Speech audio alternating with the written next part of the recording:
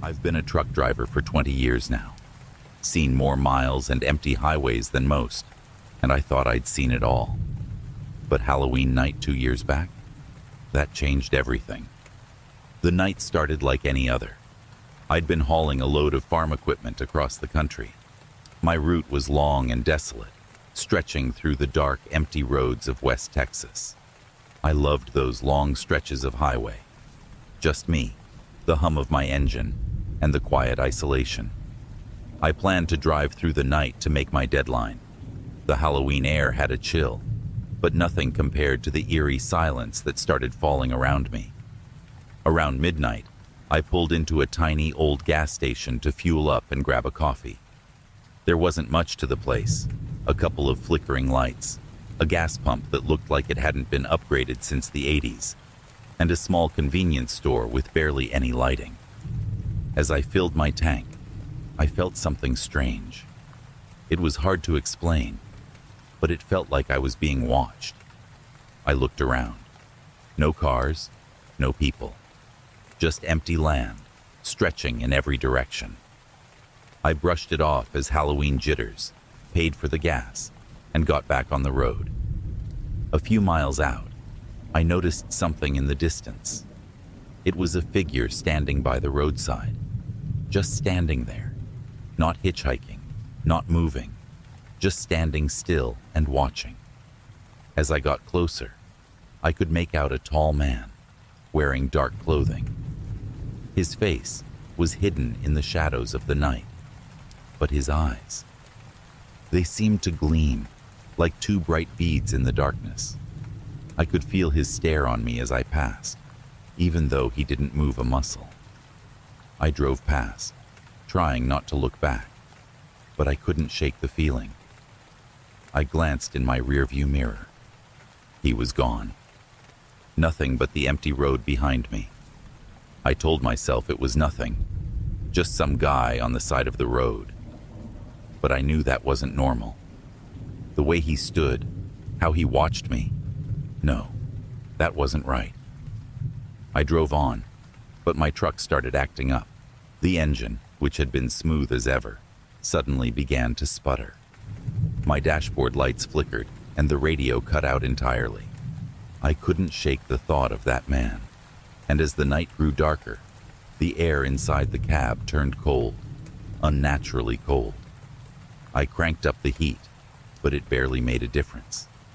Then, out of nowhere, the radio clicked back on, but it wasn't music or static. It was breathing.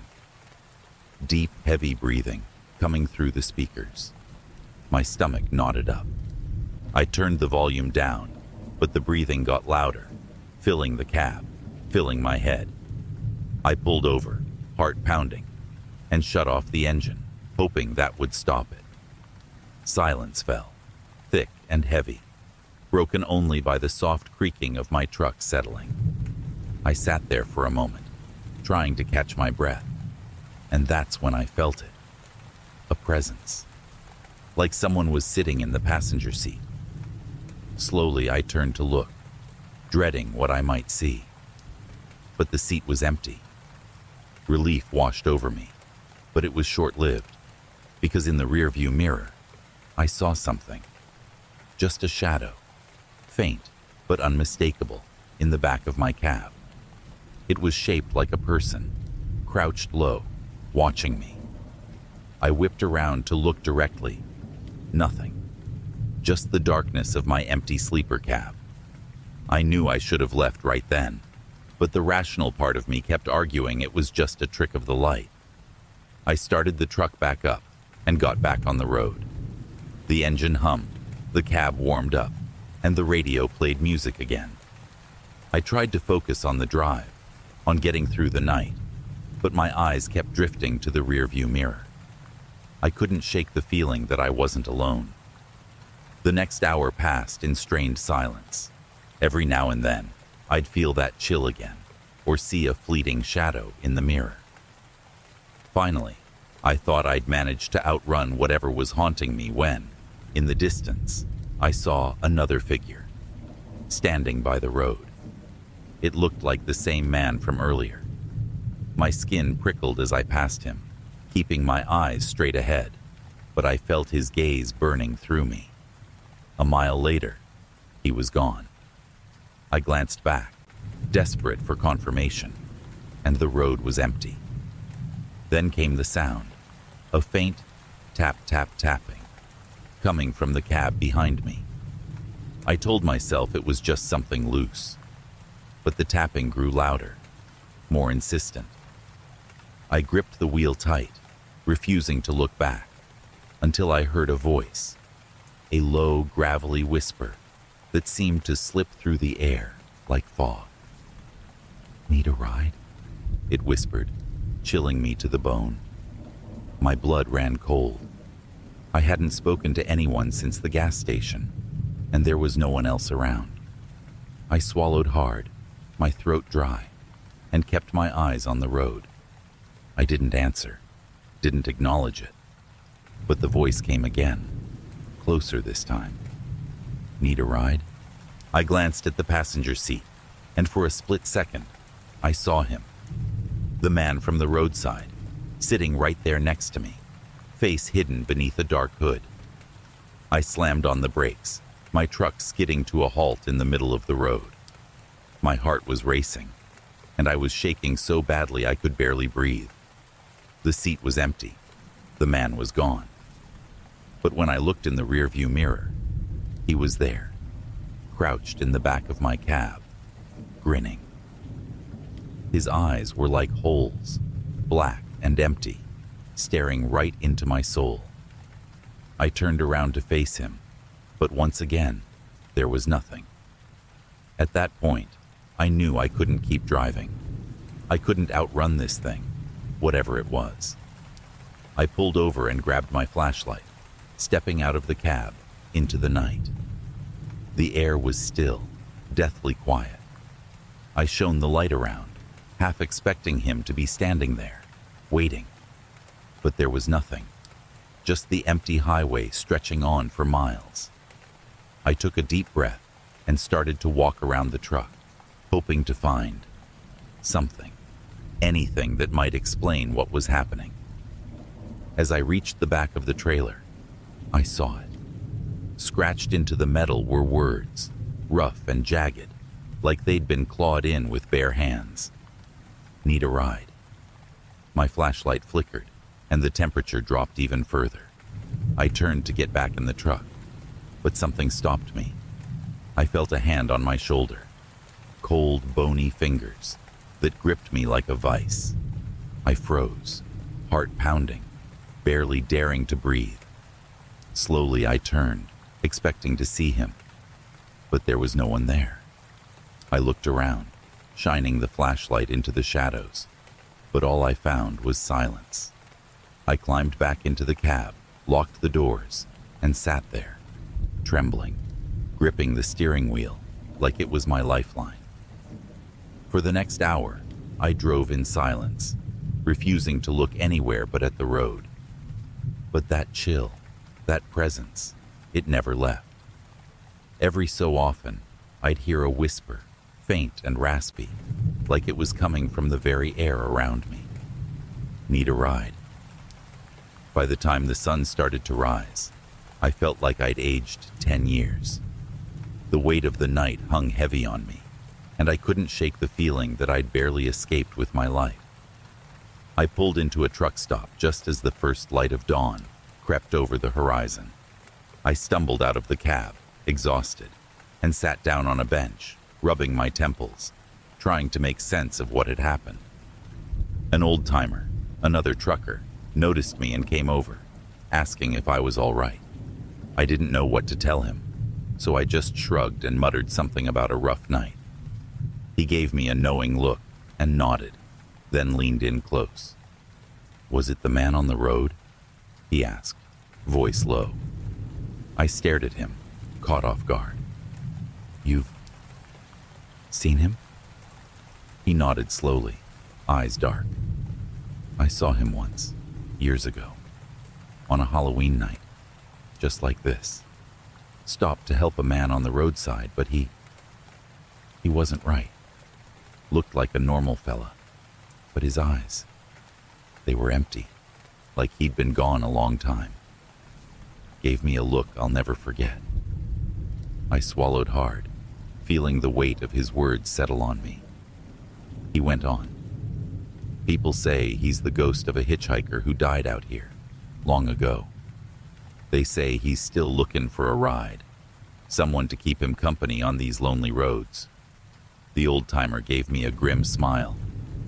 But once he's in your cab, he don't plan on leaving. I sat there in silence, trying to process what he'd told me. Eventually, I got back in my truck and finished my route. But ever since that night, I haven't driven on Halloween. And even on regular nights, I sometimes catch myself glancing in the rearview mirror, half expecting to see him sitting there, watching, waiting for his next ride. As I write this now, the memory still haunts me. I can still hear his voice, still feel his cold presence. So, if you're ever out on the highways late at night, and you see a man by the roadside, just standing there, do yourself a favor. Don't stop. And for God's sake, don't look in the mirror. Halloween night has always been just another date on the calendar for me. I'm not one for spooky movies or dressing up, and my life behind the wheel as a long-haul trucker has had enough bumps in the night without any ghosts or goblins. But last Halloween, I'll never look at an empty highway the same way again. It started with an unexpected run. My dispatcher had called me up late in the day with a rush job, a delivery that needed to get from Dallas to Albuquerque by morning. I wasn't thrilled, but money's money. The first few hours passed in the typical Halloween hush, the kind you get on nights when the world seems asleep. But around 1:00 a.m., I saw something that made me question my own mind. I was driving through one of those stretches in western Texas where you can see nothing but flat land for miles. No lights, no houses, just the cold asphalt stretching into the dark. I squinted ahead at what looked like a figure standing by the roadside. At first, I thought it was a trick of my tired eyes, but as I got closer, I saw it was real. A man, wearing what looked like an old, dust-covered coat, standing just beyond the shoulder of the road. His head was down, and he was just standing there, staring at the ground. I slowed down slightly, wondering if he was in some kind of trouble, but something in the pit of my stomach told me to keep moving. As I drove past, he didn't move, didn't even flinch, just stayed still, watching the ground like it held the answer to everything. I felt his presence linger long after I'd left him behind. I shook it off. After all, it's not unusual to see a hitchhiker or two out in the middle of nowhere. But about 15 minutes later, I saw him again. Another figure, wearing the same coat, with his head down, standing on the side of the road. It couldn't be the same guy. I'd been moving fast, and there was no way he could have caught up. But as I approached, I recognized him. Same coat, same posture, like he was frozen in place.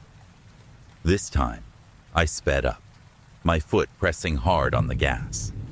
I wasn't about to stop for anyone on a night like this. But as I glanced back in my mirror, I thought I saw him raise his head, just slightly, as if he were watching me drive away. His eyes, they were black, darker than any eyes I'd ever seen, like they were hollow, empty.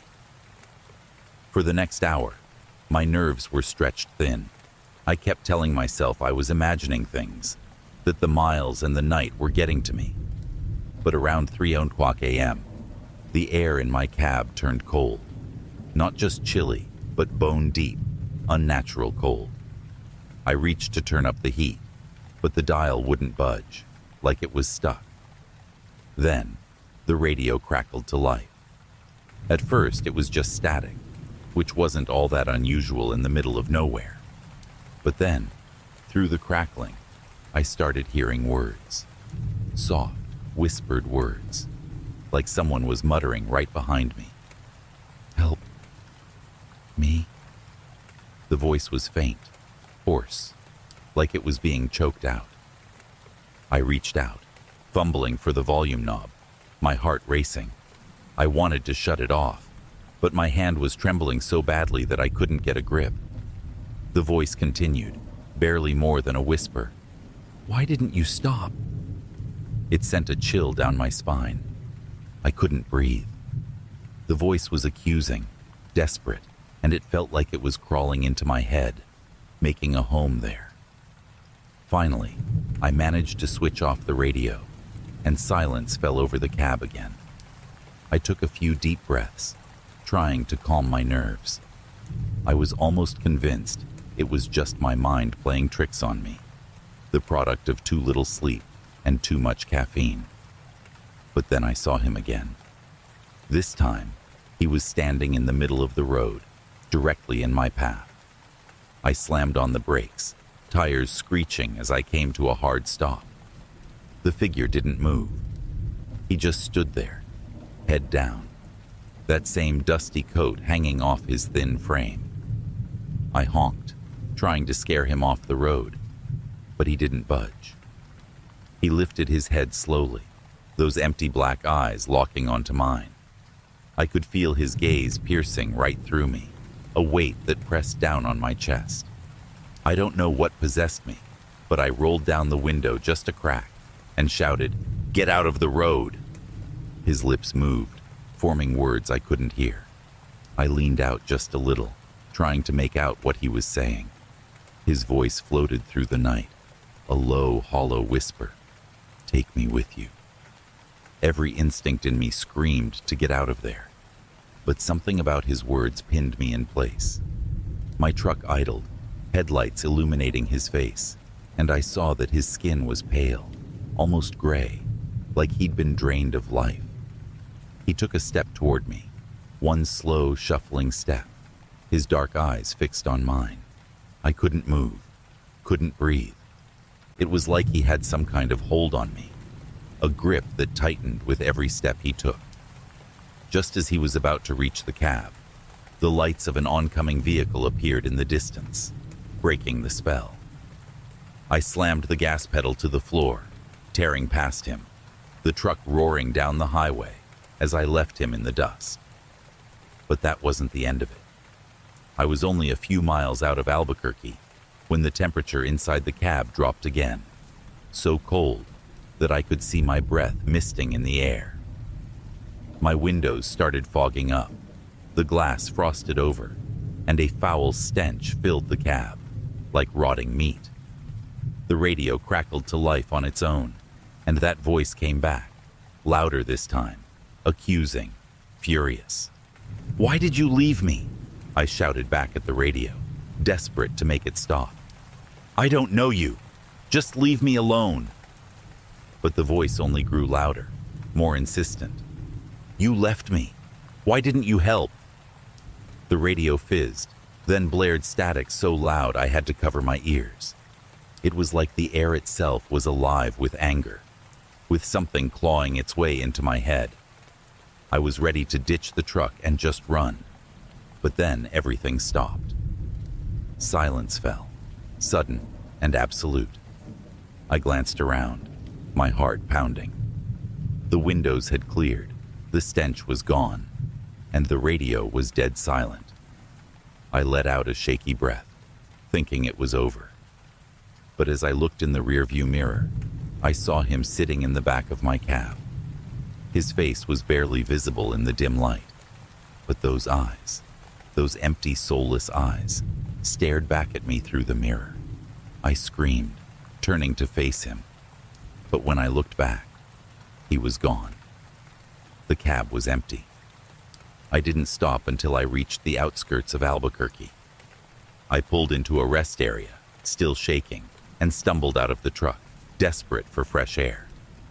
The lot was empty except for one other trucker, an old-timer sitting on a bench with a thermos of coffee. He took one look at me and nodded, like he understood. "Long night?" he asked, his voice rough. I nodded, too shaken to answer. He gestured to the empty space beside him. Come sit a spell. You look like you've seen a ghost. I let out a hollow laugh, sinking down onto the bench. After a few moments, he spoke again, voice low. Seen him, haven't you? I glanced over at him, confused. Who? The hitchhiker. Man with the dusty coat, dark eyes. The one you didn't stop for. My blood ran cold. I hadn't mentioned a word to him, hadn't told anyone. But he just nodded, like he'd been waiting for me to say something. They say he was a trucker once, just like us. Got stranded out here on Halloween night years ago. Froze to death waiting for someone to pick him up. I stared at him, heart hammering. And now? Now, he waits, the old-timer said, voice barely a whisper. He waits for someone to give him a ride, to take him wherever he's going. I didn't ask any more questions. I couldn't. I thanked the old man and stumbled back to my truck, every part of me aching to leave that place behind. As I climbed into the cab, I glanced in the rearview mirror, half expecting to see those dark eyes staring back at me. But the cab was empty. The road stretched ahead, empty and dark, but I couldn't shake the feeling that he was still out there, waiting. Every Halloween since, I've stayed off the roads, holed up in a cheap motel or a rest area, anywhere but the highway. Because now, every time I see a figure on the roadside, I can't help but wonder. If I stopped, would he finally leave me alone? Or would he just be the first of many to follow me? A silent passenger I can never leave behind? So, to every trucker out there this Halloween, take my advice. If you see a man in an old coat on the side of the road, keep driving. Don't slow down. Don't look back. Because once you let him in, you'll never be alone again. Halloween night was just another day on the road for me, or at least I thought it would be. I had been driving trucks for over a decade, and a late-night haul didn't scare me. I was used to the loneliness, the quiet, the long hours with nothing but static on the radio and the hum of the road. But that Halloween night was different. My route took me from Nevada to Colorado, through some of the emptiest stretches of desert you could imagine. The delivery wasn't anything out of the ordinary, just crates of auto parts for a repair shop. The pay was good, and I was scheduled to reach a halfway stop by dawn. I figured I'd make it in good time, and maybe even get a few hours of sleep before heading back out. As I left the small town where I'd fueled up, the roads got darker, and the desert seemed to swallow everything around me. A heavy mist settled in, unusual for the dry Nevada desert, hanging low like a blanket of fog. I turned my brights on, but they didn't do much to cut through the haze. Every now and then, I'd see movement on the roadside, something small and quick, darting into the shadows. Just desert animals, I told myself. I'd seen them plenty of times before. But after midnight, things took a strange turn. My radio, which had been playing nothing but static, suddenly clicked over to an old country station I didn't recognize. It was playing some ghostly tune, slow and mournful, like the kind you'd hear in a honky-tonk back in the 70s. The singer's voice was rough, full of sorrow, and somehow it felt like it was directed right at me. I turned the dial, trying to change the station, but it was stuck. I fiddled with it a bit, and the volume crackled, then died completely, leaving me in silence. That's when I saw the diner. It appeared out of nowhere, sitting right by the side of the road. Neon lights flickered on the roof, casting an eerie green glow. The sign read, "Last Stop," with a couple of letters half burnt out, giving it a sinister look. I slowed down, surprised. I had driven this route countless times, and had never seen this place before.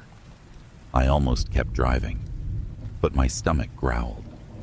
I hadn't eaten since I'd left the last truck stop hours back, and I figured a quick bite couldn't hurt. I pulled into the lot, cut the engine, and stepped out. The night was silent, too silent, and the mist seemed to curl around the diner, giving it an otherworldly feel. The lights buzzed above me as I walked up to the entrance. I noticed the windows were dark, and I didn't see anyone inside, but the neon sign was on, so I figured someone had to be there. As soon as I stepped inside, a bell chimed. The interior was dimly lit, with just a few booths lining the walls and a long counter with worn stools. Everything looked like it was stuck in the past, like I'd stepped into the 1950s. A jukebox in the corner played that same ghostly country song I'd heard on the radio, the one that had felt like it was calling out to me. The place was empty, but a coffee pot sat steaming on the counter. I walked over, expecting to see a waitress or cook come out any second, but no one appeared. The diner was silent except for the faint hum of the jukebox and the hiss of the coffee pot. I poured myself a cup, figuring I'd leave a few dollars on the counter, and sat down at a booth near the door, hoping someone would show up soon. I sipped my coffee, but something tasted off. It was too bitter, almost metallic, like it had been left to burn for hours. I pushed the cup away and looked around, noticing something odd. Each booth was empty, but every table had a half-eaten meal sitting on it, like the people had left in a hurry. Plates of pancakes, sandwiches, and burgers, some with bites taken out, others barely touched. Flies buzzed around the food, and a faint smell of rot lingered in the air. I was about to stand up and leave when I heard a voice from behind me. "Long night, isn't it?" I turned, heart pounding, and saw a man sitting at the counter who hadn't been there before. He wore a faded trucker hat pulled low over his face and a leather jacket that looked worn from years on the road. His face was pale, with hollow eyes that seemed to see right through me. "Yeah," I managed to say, trying to keep my voice steady. "Just passing through." He nodded, his lips curling into a slight smile. "A lot of folks just passing through end up here. Most don't stay long." The way he said it made the hair on my arms stand up. I shifted in my seat, uneasy. "You work here?" He shook his head, a chuckle rumbling in his chest. "No, I'm just another traveler, like you." His eyes met mine, and for a moment, I felt trapped, like I couldn't look away. I cleared my throat, trying to break the silence. I didn't see any other cars outside. His smile widened, showing teeth that were just a little too sharp. Sometimes, they don't make it to the lot. The jukebox skipped, the song restarting, but now it was slower, distorted, like the record was warping. My unease grew, and I glanced at the door, planning my escape. But before I could move, he spoke again, his voice softer this time. "Did you see her?" I blinked, caught off guard. "See who?" "The woman on the side of the road. She waits out there, hoping someone will stop. But they never do." His gaze darkened, his voice dropping to a whisper. "Or maybe they can't." The lights flickered, and a sudden chill swept through the diner. I shivered, my mind racing. I hadn't seen any woman on the road, just animals darting in the shadows. But something about his words chilled me to the core, like he was speaking some terrible truth. "I think I should get going," I said, standing up. But as I turned to leave, he grabbed my arm. His grip was icy, his fingers digging into my skin. "She'll find you," he whispered, his face inches from mine. "They all do, eventually." I pulled my arm free and backed away, heart racing. The door loomed ahead, and I didn't waste a second. I practically ran out of the diner, back into the foggy night, my breath visible in the cold air. I climbed into my truck, started the engine, and pulled out of that lot as fast as I could, my hands shaking on the wheel. For the first few miles, I kept glancing in my mirrors, half expecting to see that man, or whoever she was. But the road was empty, just the mist curling around the edges of my headlights.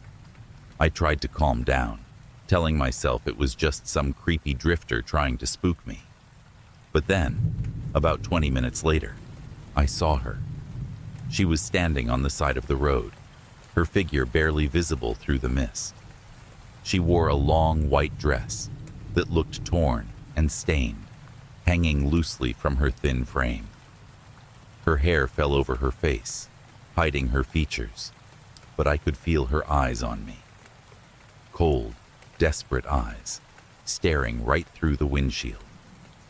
I swerved, trying to keep my eyes on the road, but I couldn't shake the feeling that she was still there, following me, somehow keeping up with my speed. I gripped the wheel tight, knuckles white, refusing to look back.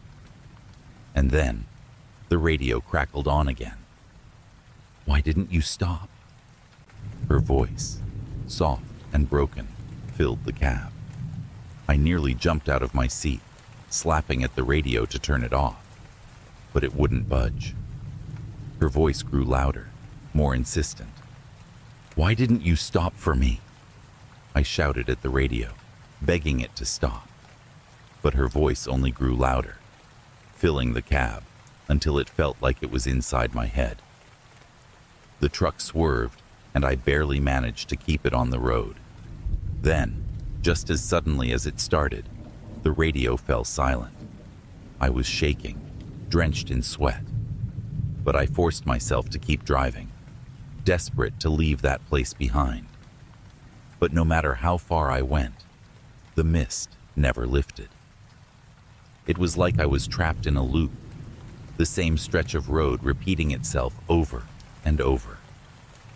Finally, as dawn began to break, the mist started to thin. Relief washed over me, but as the first light of day hit my windshield, I looked over to my passenger seat. She was there, sitting beside me, her face pale and gaunt, eyes wide with sorrow. She didn't say anything, didn't move, just watched me with that same haunting stare. I screamed, slamming on the brakes, and when I blinked, she was gone. The seat was empty, as if she'd never been there. I didn't stop until I reached the nearest town, and even then, I barely had the courage to step out of the truck. I asked the locals about the diner, the one called Last Stop, but no one had heard of it. There was no diner on that stretch of highway, they told me. There hadn't been for years, not since a fire had burned down an old roadside cafe in the late 70s, taking a young waitress with it. They said she'd died waiting for a ride home. Every Halloween since, I've stayed off the road, keeping my wheels parked until the dawn breaks, and that haunted night is gone. Because now, when I see a figure on the roadside, a glimpse of white in the mist, I know better. I keep my eyes on the road, my foot steady on the gas, and I don't look back. Halloween night has never been anything special to me, just another shift on the open road. After 15 years in the trucking business, I'm not spooked by much. Not midnight drives, not empty stretches of highway, not even eerie little towns that seem to materialize out of the dark. But last Halloween night, I encountered something out on Dead Man's Pass that shook me to my core. Even now, I can hardly bring myself to talk about it. My route that night took me along a narrow, winding highway through the mountains, a route known for its dangerous switchbacks and sheer drops. There was no shoulder for miles in either direction, just rock on one side and a steep fall-off on the other. The route earned its grim nickname, Dead Man's Pass, from the number of accidents that had happened there over the years, especially in the dead of night. I'd picked up a load in California earlier that day and was bound for Utah. Everything was on schedule until the sun started to set, and a dense fog rolled in, reducing visibility to just a few feet. I'd thought about pulling over somewhere safe to wait it out, but there was nowhere to pull over on this road. So, I crept along, watching the yellow line disappear into the mist just a few yards in front of me. After about an hour of this, my nerves were stretched tight. I could barely see, and the silence inside the cab was broken only by the static-filled crackle of the CB radio. Suddenly, through the fog, I saw faint red taillights up ahead, barely visible. Relieved to finally have a marker to follow, I kept my eyes glued to them, hoping they'd lead me out of this treacherous pass. The truck ahead moved slowly, and I matched its pace, careful not to get too close. For miles, those red lights led me, sometimes blinking in and out of the fog. I kept my distance but followed, hoping that whoever was ahead knew the road better than I did. I leaned forward, my hands tight on the wheel, thankful for the silent company in this isolated place. Then, just as I was starting to settle into the rhythm, something strange happened. The radio, which had been silent for miles, crackled with static. I reached for the dial to adjust it, but before I could touch it, a voice came through, clear and steady. "You shouldn't be here, trucker." I froze, my hand hovering over the dial. The voice was low, gravelly, almost like a whisper. I picked up the CB mic, feeling a chill creep down my spine. "Who is this?" No answer. The static crackled, then died down. I scanned the radio channels, but all I got was dead silence. I tried to shake it off, telling myself it was probably just some prank, some other driver trying to mess with me on Halloween night. But the voice didn't leave my mind. About 10 minutes later, the lights ahead suddenly swerved. I tightened my grip on the wheel, alarmed. There was no room for error on this road. But then, the lights ahead of me disappeared entirely, blinking out like a dying candle. I slammed on the brakes, my truck skidding to a stop in the middle of the fog-drenched road. I strained my eyes, looking for any sign of the truck I'd been following. But it was gone, as if it had never been there. My hands started to shake as I scanned the road ahead, but all I saw was darkness, the fog thickening around me like a shroud. Taking a deep breath, I slowly inched forward, my headlights barely illuminating the road in front of me. But then, I heard it. A faint, whispering sound, just outside my window.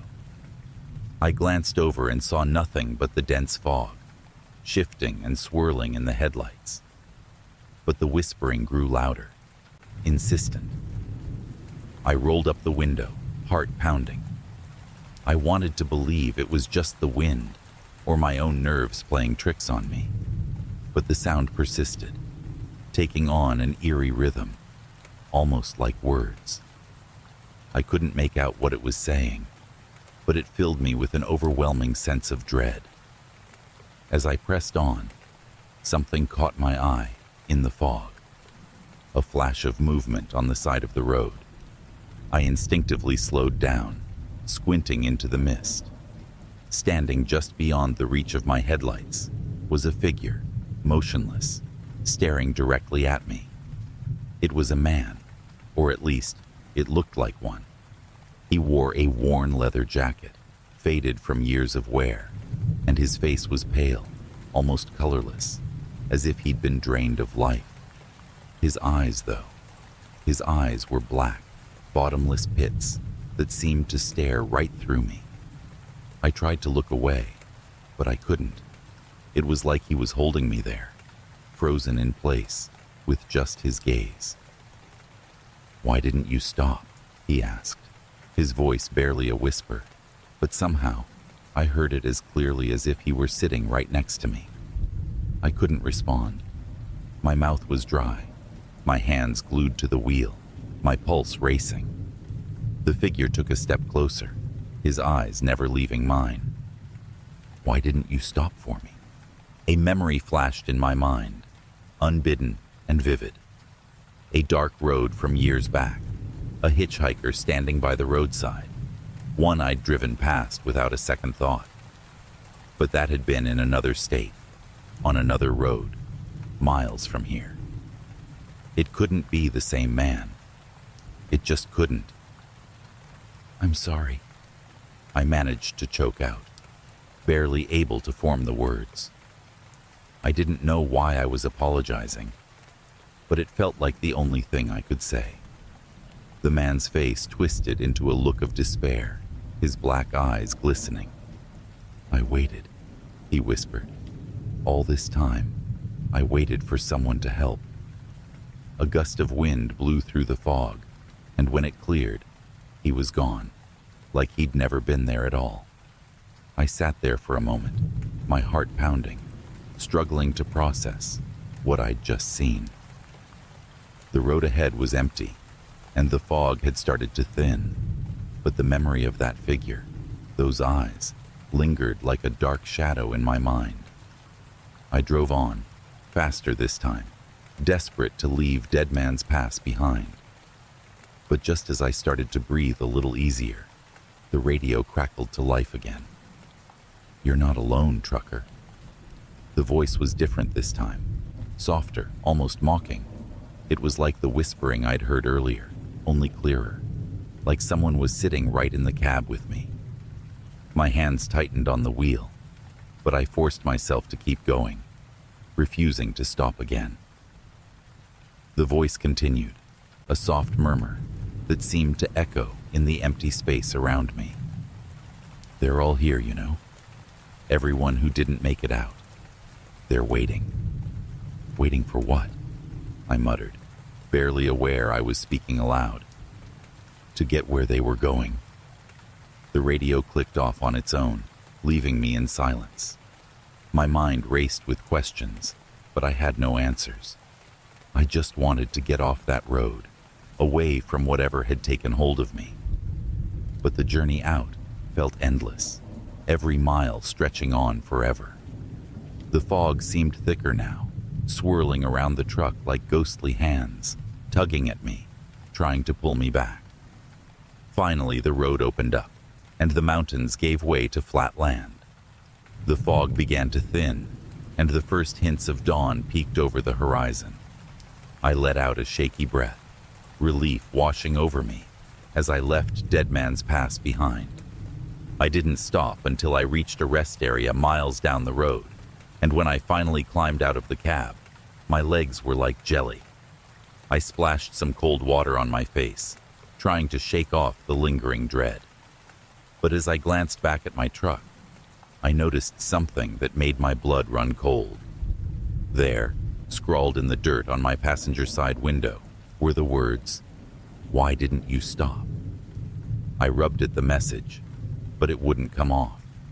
The words seemed etched into the glass, a permanent reminder of that night on Dead Man's Pass. I haven't driven that route since. I tell myself it was just a trick of the fog, a Halloween prank played by my mind. But every year, as Halloween approaches, I feel that same chill, like someone's watching, waiting. And sometimes, late at night, when I'm alone on the road, I swear I can still hear the whispering on the wind, calling me back to Dead Man's Pass. Halloween night on the road is a strange thing. For most folks, it's a time for parties, costumes, and candy. But for us truckers, it's just another shift on the endless highways, keeping the wheels turning through the dark. I've been doing this long enough that nothing much rattles me anymore. But last Halloween, on a lonely road through Texas, something happened that I still can't shake. It started around midnight. I was hauling a load from Houston to Amarillo, a good 9-hour drive that stretched right through the night. I'd driven this route countless times, but that night felt different. The air was thick, heavy, and the stars were hidden behind a blanket of clouds, casting everything in darkness. I was about halfway there, winding through an empty stretch of highway, lined with fields and distant trees. Not a single car in sight, just my headlights cutting through the night. The hum of the engine and the wheels on the road were the only sounds, steady and familiar. That's when I saw him. At first, he was just a figure up ahead, a dark silhouette barely visible on the side of the road. As I got closer, my headlights caught him more clearly. A tall man, wearing a long coat and holding his thumb out. His face was hidden under the brim of an old hat, but there was something about his stance that made me uneasy, like he was waiting for me specifically. Now, I don't usually pick up hitchhikers, especially not in the middle of the night. But for some reason, I felt a pull, like I had to stop. Maybe it was the empty road, the feeling of isolation, or maybe just some strange impulse I couldn't explain. Whatever it was, I slowed down, pulled over, and rolled down the window. "Need a ride?" I called out, trying to keep my voice steady. The man stepped closer, his face still hidden in the shadows, and nodded. His voice was low, rough, like he hadn't spoken in a long time. "Thank you, driver. Just up the road is fine." I nodded, unlocking the door. He climbed in, settling into the seat without a word. I glanced over, trying to get a look at his face, but the brim of his hat cast a shadow, hiding his features. All I could see were his hands, large and weathered, resting on his knees. We drove in silence for a few minutes, the air in the cab feeling strangely cold. I tried to make conversation, but he only offered brief answers, his voice barely more than a whisper. I asked where he was headed, and he just said, "Home." No explanation, nothing more. As we drove, I couldn't shake the feeling that something was off. The road felt longer, the night darker. The fog started to roll in, thickening around us, and soon I could barely see 10 feet ahead. The headlights carved out a narrow path through the mist, and for a while, it was just the two of us, surrounded by gray silence. After a while, I noticed the man was watching me. His head turned just enough that I could feel his gaze. I glanced over, catching a glimpse of his eyes in the dim light. They were dark, sunken, with a look of sadness I couldn't place. It was like he was carrying a weight, something heavy and impossible to lift. "You ever pick up passengers before?" he asked suddenly, his voice startling me in the quiet. "Not usually," I admitted, gripping the wheel a little tighter. "Just felt like you might need a hand."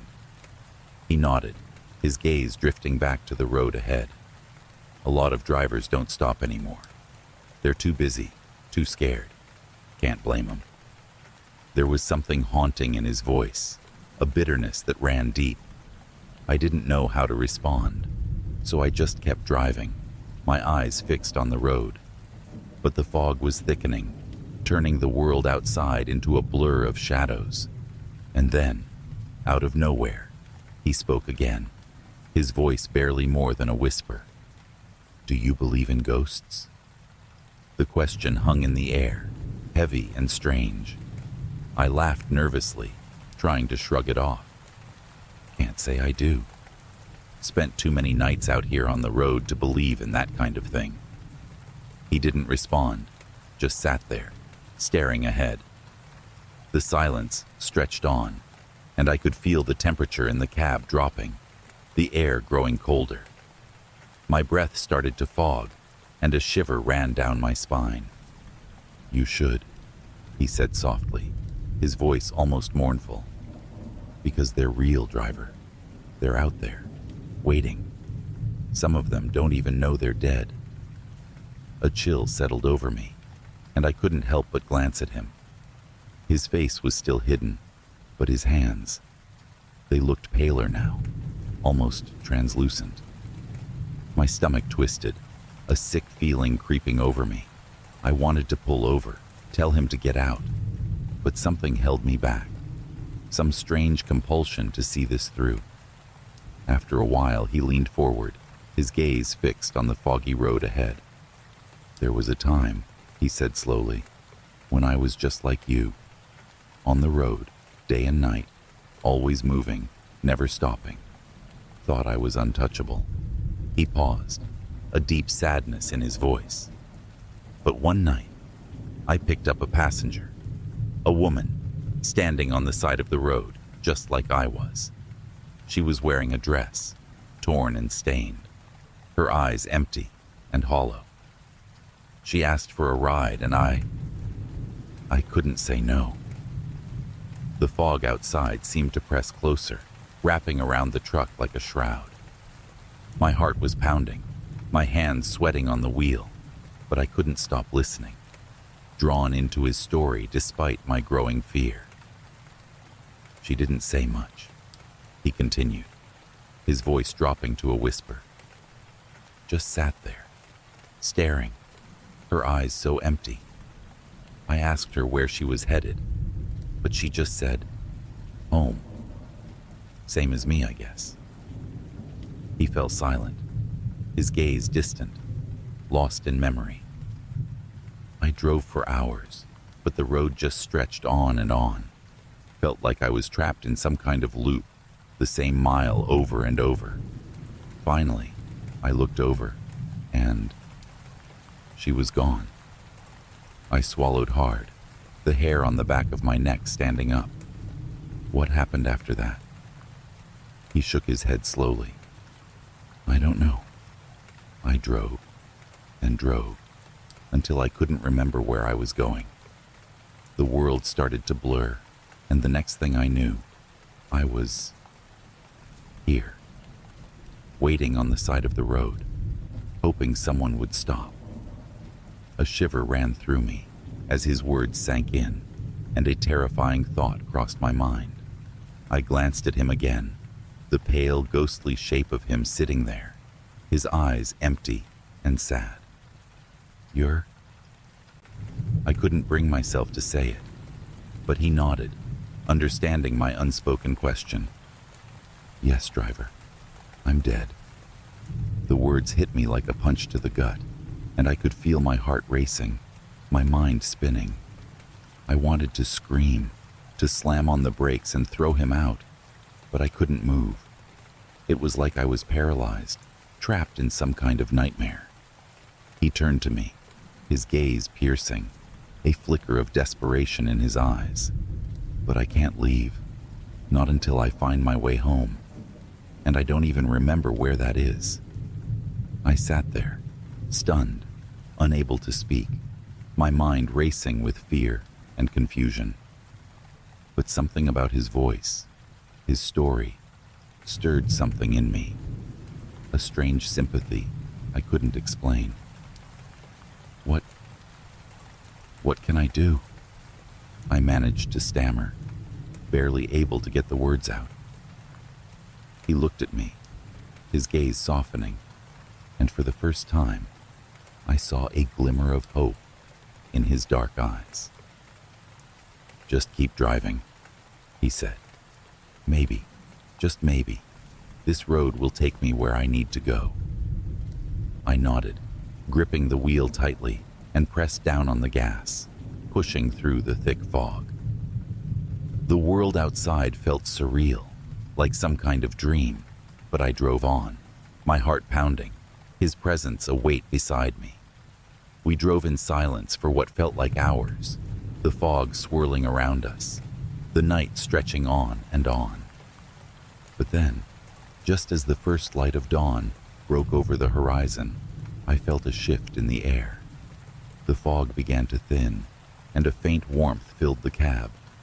I glanced over, and he was looking at me, a soft smile on his lips.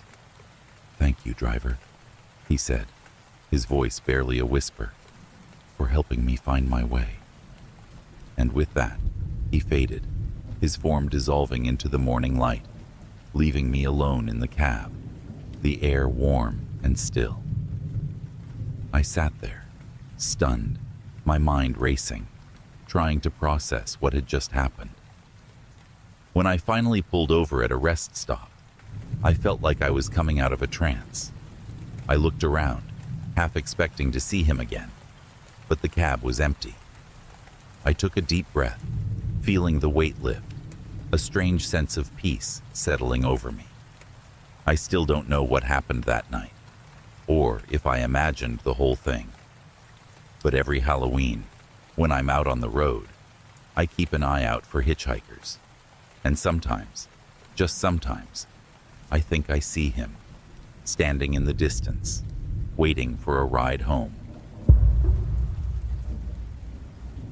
I've been driving trucks for over 20 years, and I've seen my share of strange things out on the road. But last Halloween night was different. Something I can't explain. Something I wish I'd never encountered. Even now, when I think about it, a chill runs down my spine. I'd just picked up a late haul in Oregon, a shipment bound for southern Idaho. My dispatcher wanted it in Boise by morning, which meant driving through the night.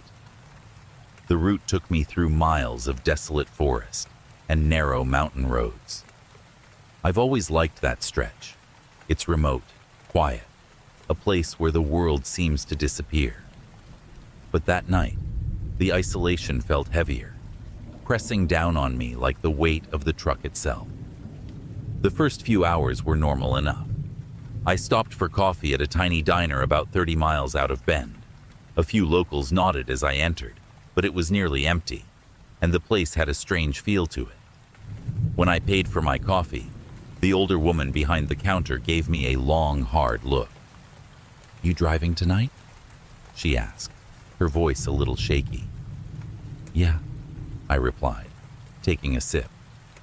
"Got a delivery in Boise." She hesitated, her eyes narrowing. "Keep an eye out past Deadwood. A lot of people don't like driving there after dark." I smiled, thinking she was just a superstitious local.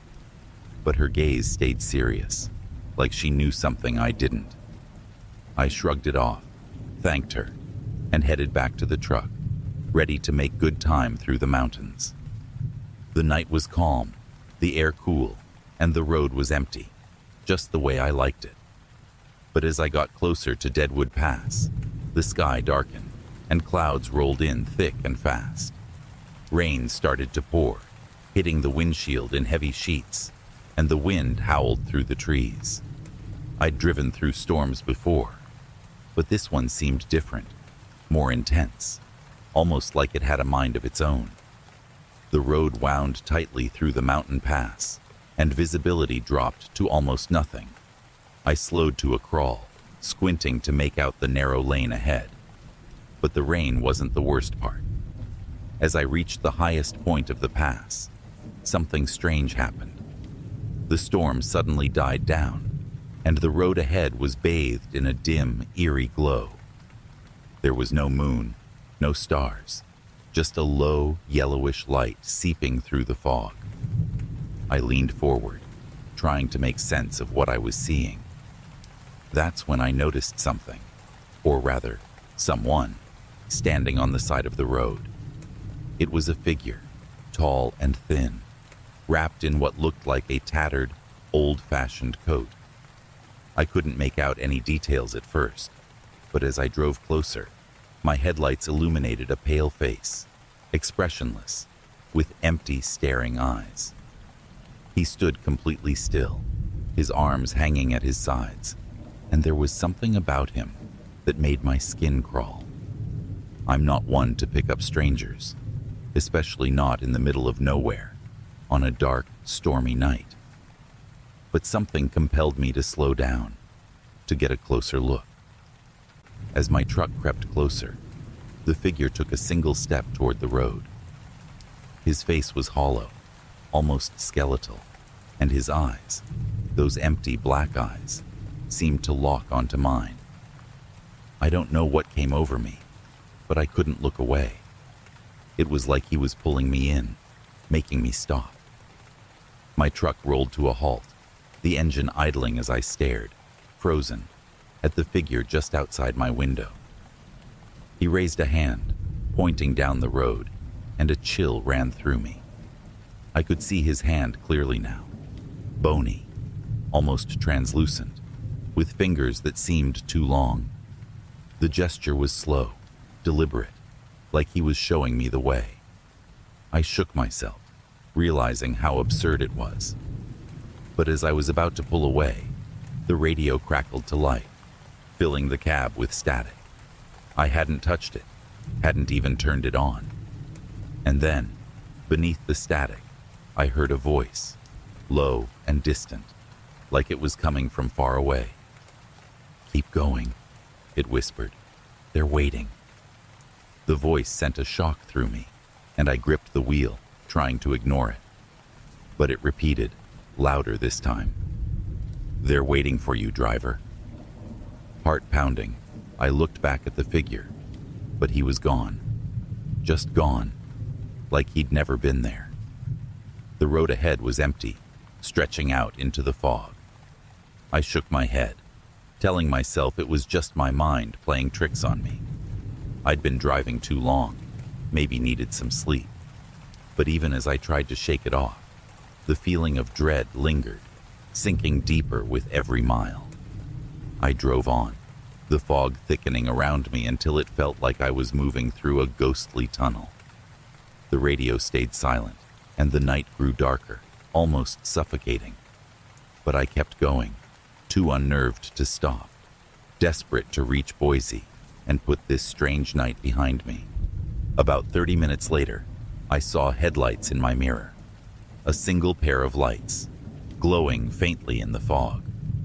I hadn't seen another car in hours, and something about this one felt wrong.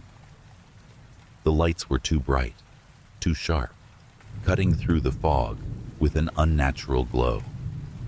The vehicle drew closer, and a strange feeling washed over me. The lights didn't flicker or dim.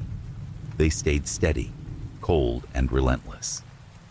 I tried to ignore it, focusing on the road ahead, but the car stayed with me, matching my speed, never getting closer, never falling behind. A part of me wanted to pull over, let it pass, but something told me not to stop, not to let it catch up. I pressed harder on the gas, hoping to lose it, but the headlights stayed with me, relentless and unyielding. Then, just as suddenly as they had appeared, the lights vanished. I blinked, glancing in the mirror, but there was nothing behind me. Just the empty road, stretching into the dark. I let out a shaky breath, feeling a wave of relief. But the relief didn't last. Ahead, in the misty glow of my headlights, I saw another figure, standing in the middle of the road. This one was different, though. It was a woman, her hair hanging loose, her dress torn and soaked. She was staring at me, her face pale and drawn, eyes hollow and filled with sorrow. I slammed on the brakes, my truck skidding to a stop just feet from where she stood. She didn't move, didn't flinch, just stared at me with those empty eyes. I rolled down the window, my voice trembling as I called out to her. "Do you need help?" She tilted her head, a sad, broken smile flickering across her face. And then, in a voice barely louder than a whisper, she spoke. "They never stop," she said. "They just keep going." Her words echoed in the night, filling the cab with a cold, hollow dread. I wanted to ask her what she meant, to understand. But before I could speak, she faded into the fog, leaving only the empty road behind. I sat there, heart pounding, my hands shaking on the wheel. I didn't understand what I'd just seen, what any of it meant. But one thing was clear. I had to get out of there. I started driving again, faster this time, desperate to leave Deadwood Pass behind. But the fog grew thicker, heavier, pressing in around me like a suffocating blanket. The road seemed endless, stretching on and on, with no sign of the mountain's ending, no sign of escape. And then, as the first light of dawn began to break through the mist, I saw them. Figures, dozens of them, lining the road on both sides. Men, women, children, all standing silently, their faces pale, their eyes empty. They watched me as I passed, their gazes cold and lifeless. I pressed down on the gas, refusing to look, refusing to acknowledge them. But one face caught my eye. The man I'd seen first, the one who had pointed down the road. He was standing among them, his empty gaze fixed on me, a ghostly hand raised in farewell. I tore my eyes away, gripping the wheel as I sped out of the fog, the morning light finally breaking through, filling the cab with warmth. The figures faded behind me, swallowed by the mist, but their faces stayed with me, etched into my mind. I made it to Boise, dropped off my load, and didn't say a word about what had happened. Who would believe me? I could barely believe it myself. Now, every Halloween, I stay off the road, keeping my wheels parked until the sun rises and the dark night is gone. Because out there, in the silence and fog, something waits, watching, and sometimes they try to come back. Halloween night, somewhere in the Arizona desert. No lights, no cars, just the open road and me. My rig's headlights cut through the darkness as I headed toward Flagstaff, hauling a load I needed to drop by dawn. Normally, I like the peace of night driving, but that night, something felt wrong. Around 2 a.m., I was cruising along a remote stretch of highway. There was a light fog, unusual for the desert, hovering just above the ground and swallowing the view of the road. I figured it was just another weird weather thing. But then, in the distance, something odd appeared. A lone figure on the shoulder, barely visible in my headlights. At first, I thought it was a deer or a coyote. But as I got closer, I could see it was a man, standing perfectly still, right at the edge of the fog. He looked out of place. He wore old, worn-out clothes, like something from a different time, with a tattered jacket and faded jeans. His face was pale, almost ghostly, and he stared straight at my truck as I slowed down, unable to look away. Now, I know the rules of the road.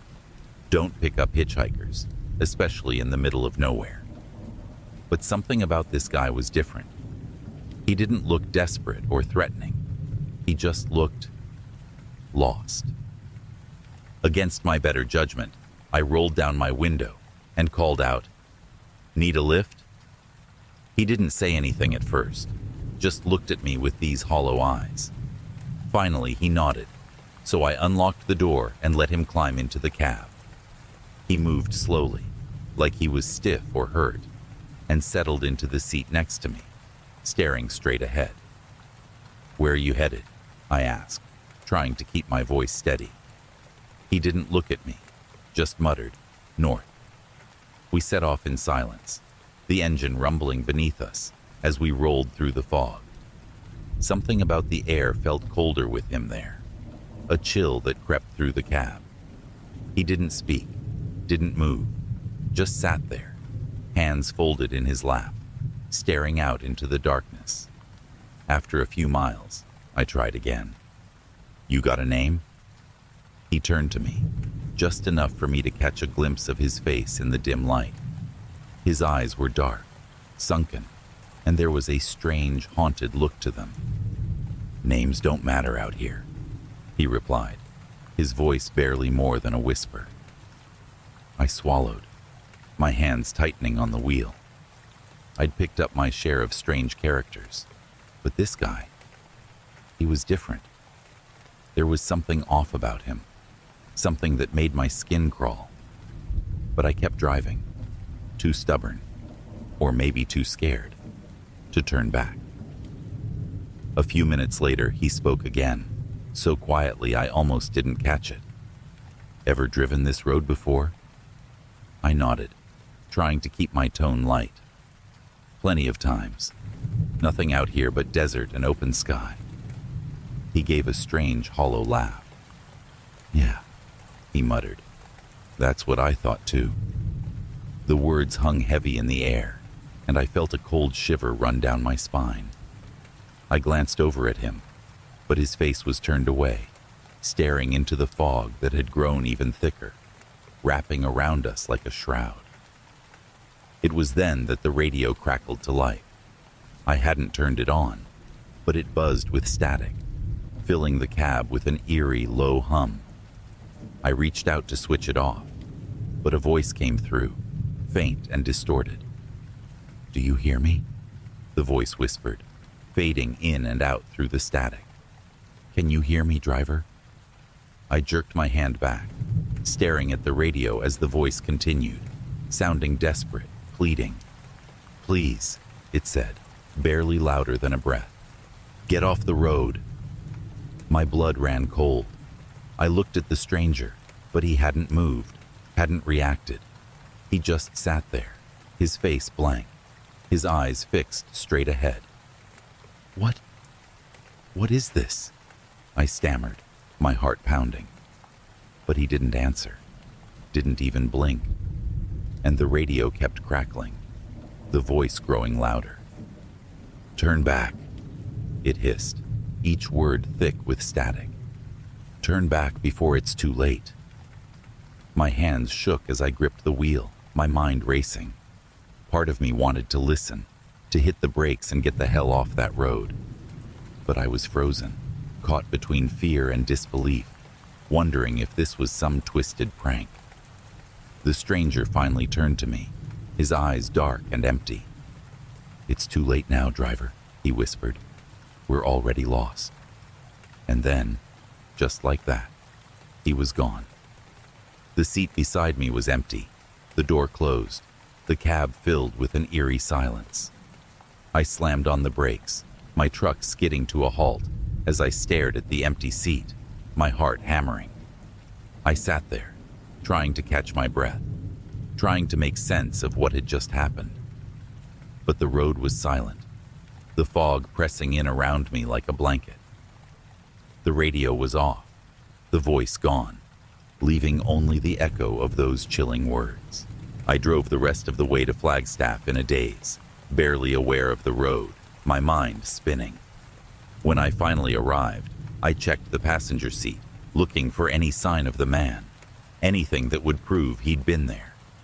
But there was nothing, just an empty seat and the faint, lingering smell of something old, something that didn't belong. I never told anyone about that night, but every Halloween since, I avoid that stretch of road. Because somewhere out there, lost in the fog and the darkness, he's still waiting. And one day, I think he'll find another driver to take him on his last ride to nowhere. I've been a truck driver for almost 15 years, and I've seen a lot of strange things on the road. But one Halloween night changed everything for me. I was on my usual route through the back roads of West Virginia, delivering a load of supplies to a small town. It was late, around midnight, and I was feeling the weight of fatigue settle in. The night was eerily quiet, the kind of quiet that makes you feel like the world has paused. As I drove, I noticed a thick fog rolling in, blanketing the road ahead. I slowed down, squinting to see through the mist. The headlights of my rig barely penetrated the dense fog, making everything look like a shadow. It was a night where anything could happen, and I could sense it in the air. A few miles down the road, I spotted something on the shoulder, something dark and shapeless. As I approached, I realized it was a woman, standing alone in the fog. I pulled over, my gut telling me to keep going, but my heart couldn't leave her there. "Hey, you need a ride?" I called out, rolling down the window. She stepped closer, and my blood ran cold. Her face was pale, almost glowing in the headlights. She wore a long, tattered white dress, and her hair hung in matted strands around her face. "I'm trying to get to the town," she said, her voice soft and trembling. "Can you help me?" Against my better judgment, I unlocked the passenger door. She climbed in, and the temperature in the cab dropped instantly. I glanced at her, noticing how she seemed to fade into the darkness of the truck. "Where are you coming from?" I asked, trying to make small talk to break the heavy silence. "I was just walking," she replied, staring out the window. "I lost my way." I turned my attention back to the road, uneasy. It felt wrong to have her in my truck, but I couldn't leave her stranded in the fog. I took a deep breath, reminding myself that it was just a hitchhiker.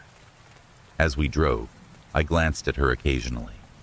She never moved, just sat there, staring blankly at the road ahead. A few minutes passed before I decided to break the silence again.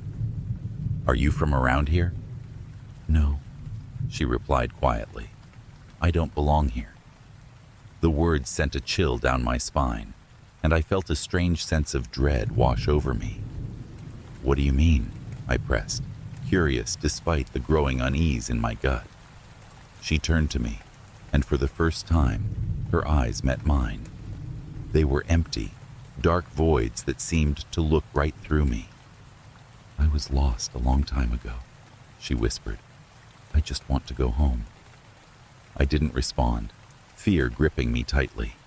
The fog outside thickened, swirling like a living entity, and I turned up the radio to drown out the unsettling silence. But the static crackled loudly, almost screaming at me, and I quickly turned it off. "Are you okay?" I finally asked, trying to break the tension. "Not really," she said softly. "I'm tired of wandering. I just want to rest." I could feel the weight of her words settle heavily in the air between us.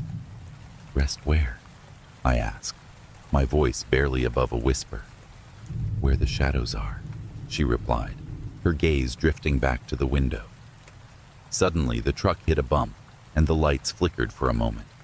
I steadied the wheel, glancing back at her, but she was staring straight ahead again, her face expressionless. I felt a wave of nausea wash over me. "Listen, I think you should get out at the next stop," I said, trying to sound calm.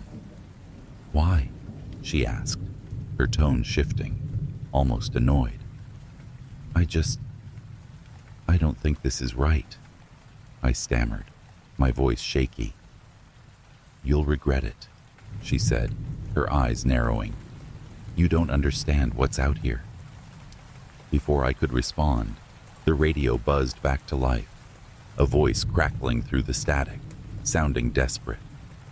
"Help, please, get out of the truck." I froze, fear coursing through my veins. The voice echoed in my head, drowning out everything else. The woman beside me turned to look at me, her expression suddenly menacing. "Turn it off," she hissed, her voice dropping to a low growl. I fumbled with the buttons, my heart racing. I couldn't make sense of what was happening. "I'm just trying to help you," I yelled, panic rising in my throat. "Help? You can't help me," she screamed, her voice distorted and filled with rage. "You don't belong to this world." The truck swerved violently as I lost control, and the headlights flickered again, illuminating the shadows that danced around us in the fog. I couldn't focus, my mind racing as I fought to keep the rig on the road. "Get out! Get out!" she shrieked, her voice echoing in my ears. With one last burst of adrenaline, I slammed on the brakes, the tires screeching as I brought the truck to a stop. I turned to her, but she was gone. Just like that, she vanished into thin air, leaving nothing but the cold, empty passenger seat. I jumped out of the truck, my heart pounding in my chest. The fog surrounded me, thick and suffocating. I looked around, desperate to make sense of what had just happened. The radio remained silent now, and I was left standing alone on the deserted road, shivering in the darkness. After what felt like an eternity, I managed to calm myself enough to climb back into the cab. I started the engine, gripping the wheel tightly as I drove away from that spot, my eyes scanning the road for any sign of her. For the rest of the night, I couldn't shake the feeling that I was being watched. Every shadow seemed to loom larger. Every gust of wind whispered secrets in my ear. I drove straight through until the dawn broke, illuminating the road ahead. When I finally reached my destination, I couldn't shake the memory of that woman from my mind. It wasn't just the fear I felt. It was the sadness that lingered, the feeling that she was still out there, lost in the fog, waiting for someone to help her find her way home. Every Halloween since, I avoid those back roads, fearful of what I might encounter. Because sometimes, in the shadows of the night, you find more than just darkness. You find things that should never have been lost. I've been a long-haul truck driver for nearly a decade, and I've encountered all sorts of strange situations on the road. But one Halloween night in 2017 stands out above the rest.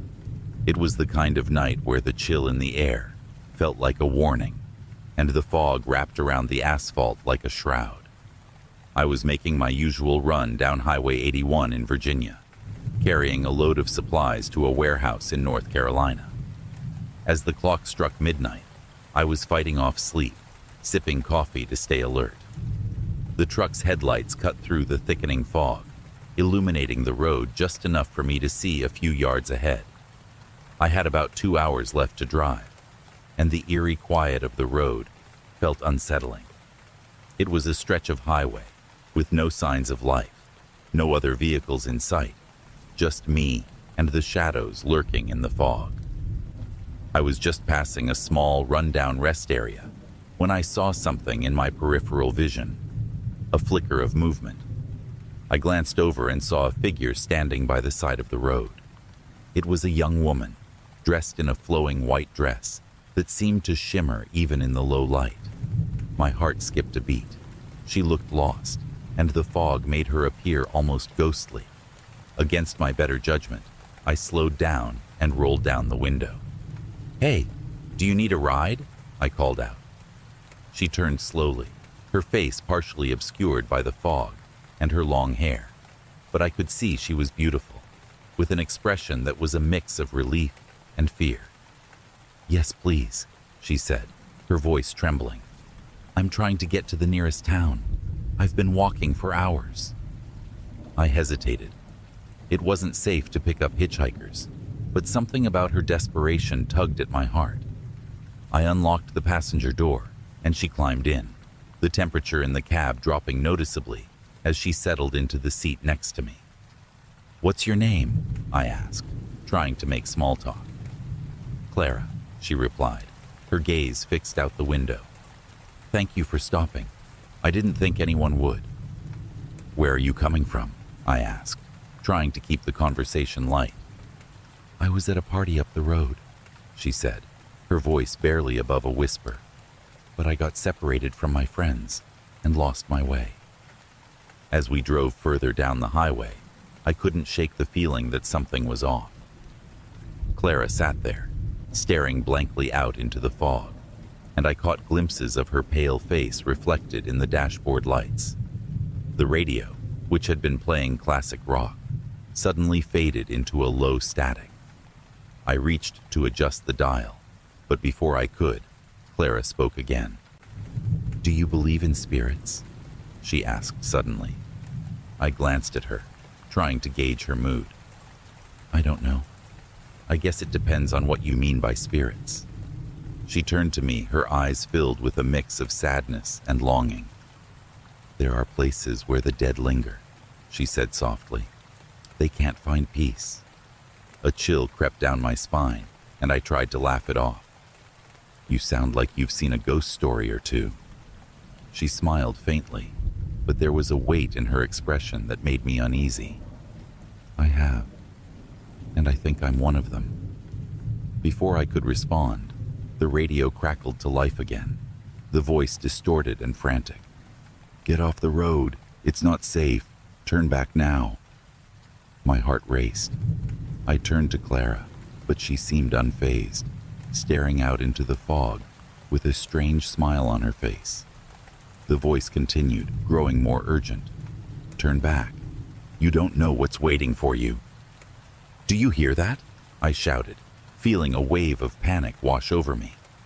"What is going on?" Clara turned to me, her eyes cold and distant. "It's just the spirits warning you," she said.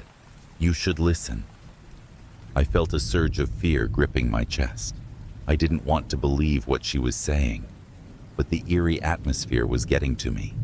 The fog felt thicker, almost suffocating, and the shadows outside seemed to close in around us. "Just drop me off at the next exit," she said, her voice turning sharp. "You'll be safer if you do."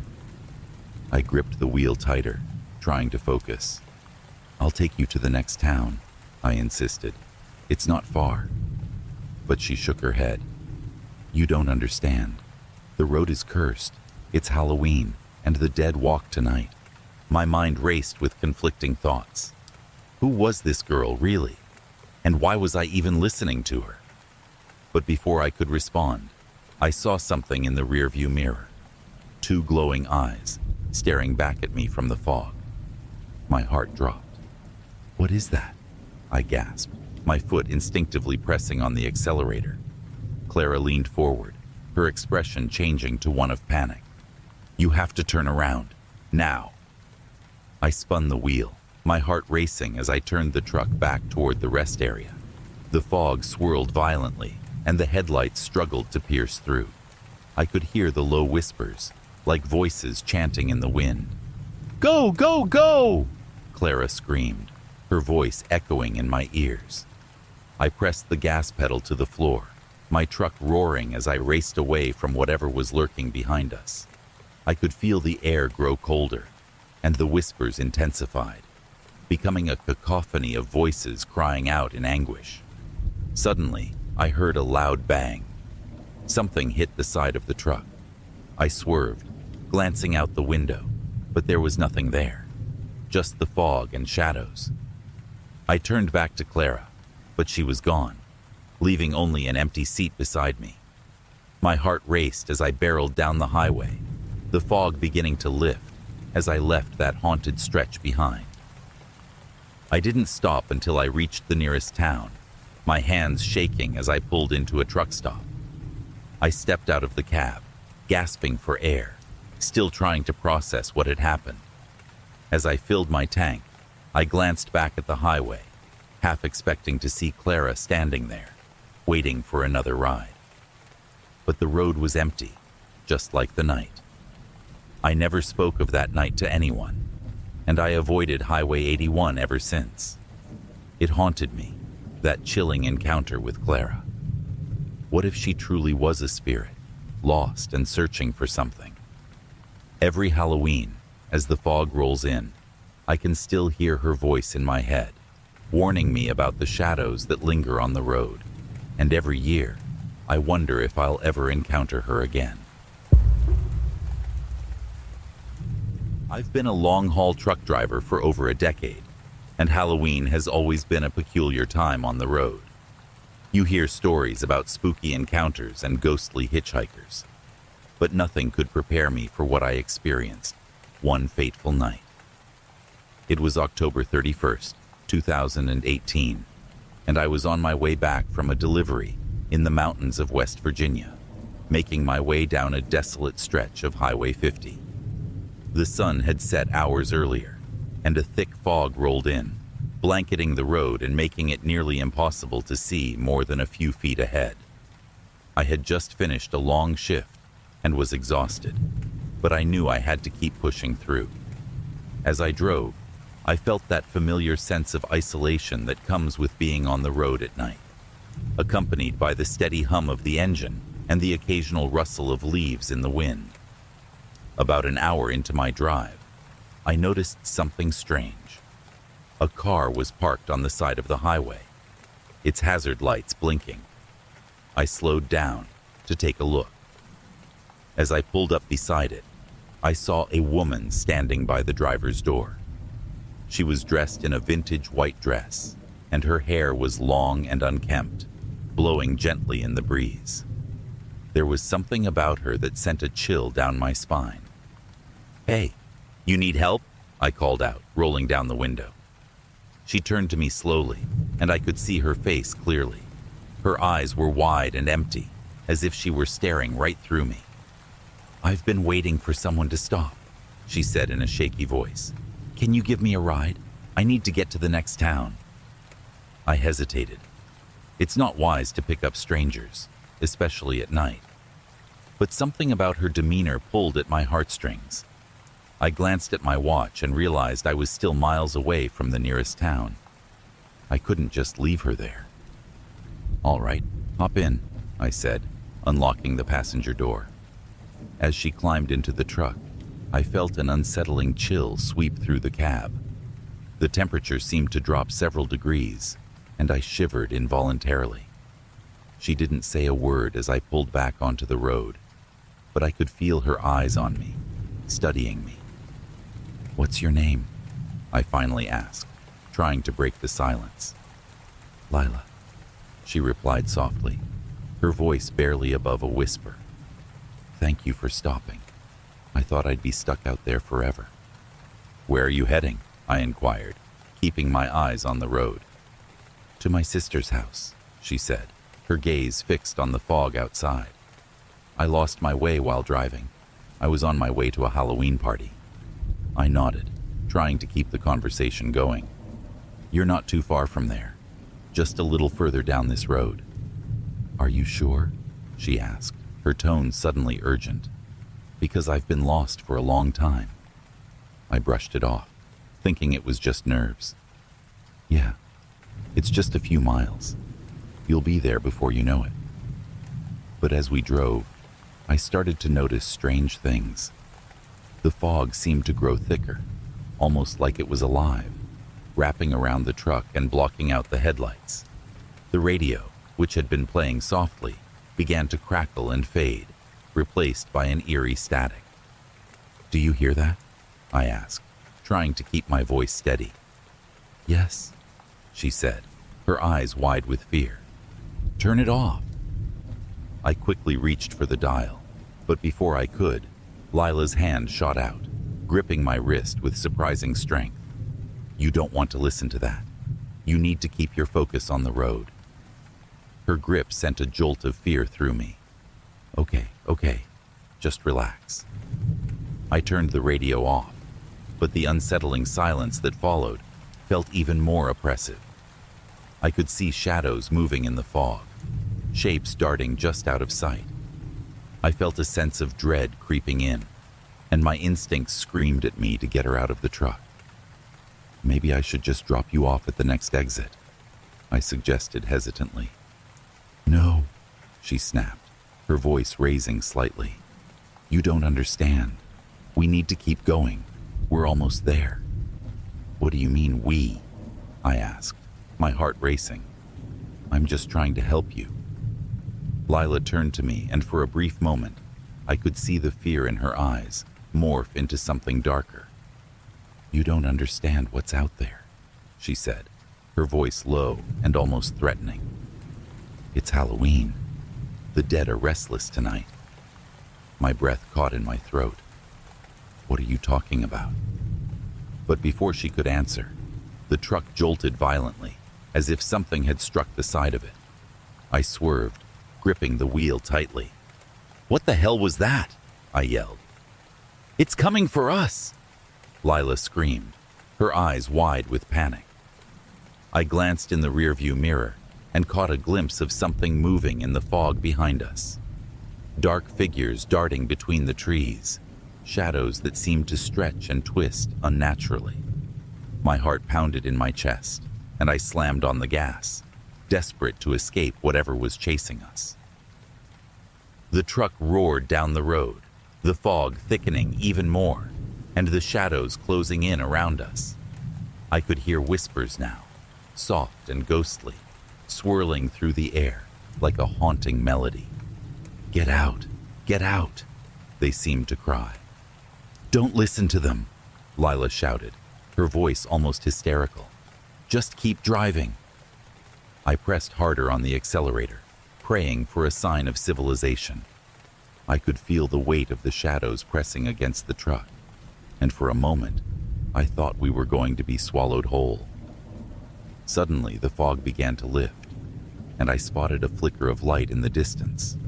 A small diner with a neon sign glowing against the night sky. Relief washed over me. There, I shouted, pointing. We can make it. Don't stop, Lila screamed, her face contorted with fear. They'll follow us. But it was too late. The shadows surged forward, and I felt a chill wrap around my heart. My instincts screamed at me to flee, but something kept me frozen in place. The truck lurched, and I could see the dark figures moving closer, their shapes becoming more defined. Go! Go! Lila yelled, her voice breaking. With a burst of adrenaline, I slammed the brakes and skidded into the parking lot of the diner, throwing the truck into park. I jumped out, adrenaline pumping through my veins, and Lila followed. We stumbled inside, breathless and terrified, the warm light of the diner providing a stark contrast to the cold night outside. The waitress looked up in confusion, her expression shifting to concern as she saw the fear etched on our faces. What's wrong? She asked, glancing at the door. Something's out there, I panted, looking back toward the fog, now swirling ominously in the distance. We need help. But when I turned back to Lila, she was gone. The seat beside me was empty, as if she had never been there. I felt a cold chill race down my spine as I realized I was alone. I turned back to the waitress, my voice trembling. Where did she go? The waitress's face paled. Who? The girl in the white dress, I shouted, panic rising within me. She shook her head. There's no one here but you. We've been closed for an hour. I stumbled back, my mind racing as I tried to comprehend what was happening. Had I imagined her? But the fear, the cold grip of her hand on my wrist, the shadowy figures lurking in the fog, they were all too real. I spent the rest of the night in that diner, waiting for dawn to break. I couldn't shake the feeling that I was being watched, that the shadows were still out there, waiting for the moment to reclaim what they had lost. To this day, I never drive that stretch of Highway 50 on Halloween. Sometimes, I still hear whispers in the wind when I pass by, warning me to stay away. And every time I see a figure in white, I feel a shiver run down my spine, wondering if it's Lila, forever lost, seeking a ride that may never come.